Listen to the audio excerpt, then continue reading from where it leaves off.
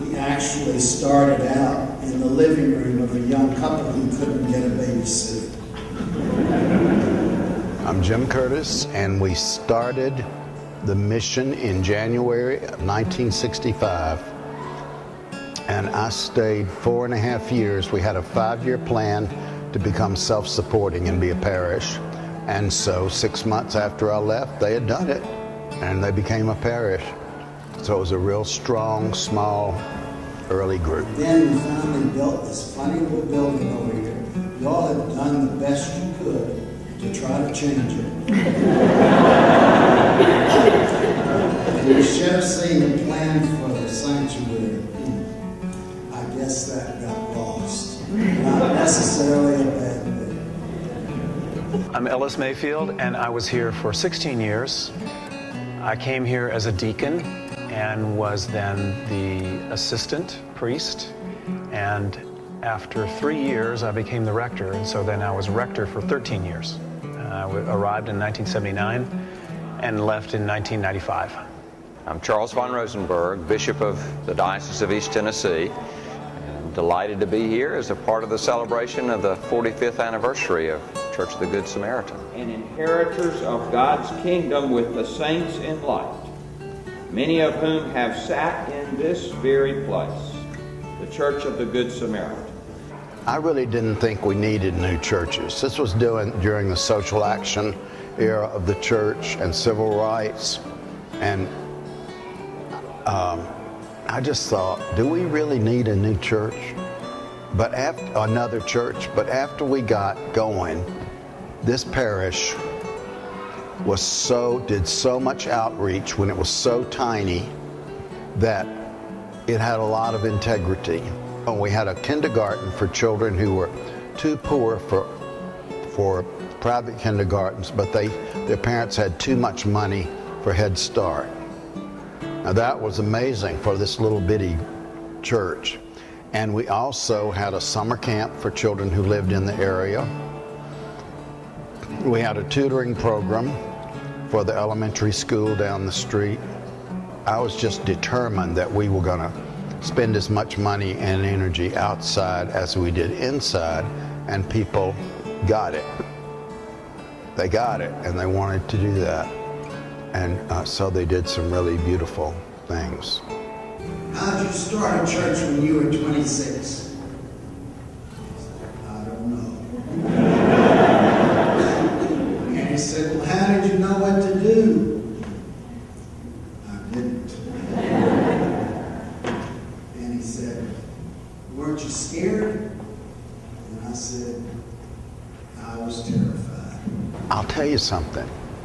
We were the first racially integrated parish in the state of Tennessee, Episcopal Church. Now that was amazing for this little mission. And there was this woman who lived in a mobile home nearby, Bernice Rice, and she and her children came regularly, and her son was active in the youth group. It was amazing. I mean, it just happened. God sent them to us. And everybody embraced them. So, you know, if back then, if you had trouble with racial issues, you might very well be taking communion right beside Bernice Rice. So God took care of it. We were very social in that we pulled people in, I think, through social gatherings. We had pool parties, and we had Mardi Gras, and we had the hike to Lacan, all of which kind of gave people an occasion to connect socially and then allow them entrance into our spiritual community. And so softball teams, basketball teams, just ways for people to connect in a not so threatening way, perhaps who had not been in church and who then came to church through those networks that we created. So I just remember a very active, vigorous, lively community that then once we kind of created our base, we did lots of community work. I think that one of the things that I remember most clearly is being able to begin Habitat for Humanity in Knoxville that still continues today, and I'm so glad to hear that you all are doing a Blitz build coming up on March 6th, because we started that here and actually had Millard Fuller, the founder of Habitat, here in Hensley Hall for a Sunday morning Sunday school class, and that just ignited people's interest, and I think really took off, and it's helped make a statement to the whole Knoxville community. I was really excited to come back because the memories that I have from this place are so powerfully good and in so many ways shaped my life that I was just eager to get back to this place. This place, the spot, means so much to me. When I first entered this church for the first time and drove through the woods, it just resonated, and it's always resonated since. And so when I saw all the people who fill this beautiful spot and remembered and reconnected with their stories, it was very powerfully positive for me, and just a real joy.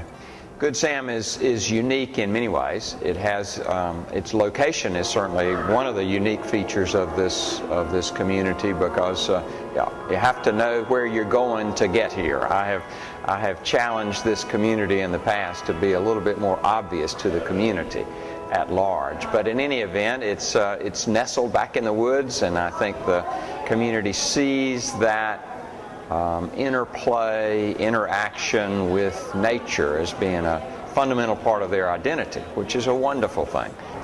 You've honored the beauty of this setting, and I think this building is wonderful, and the tower is so beautiful.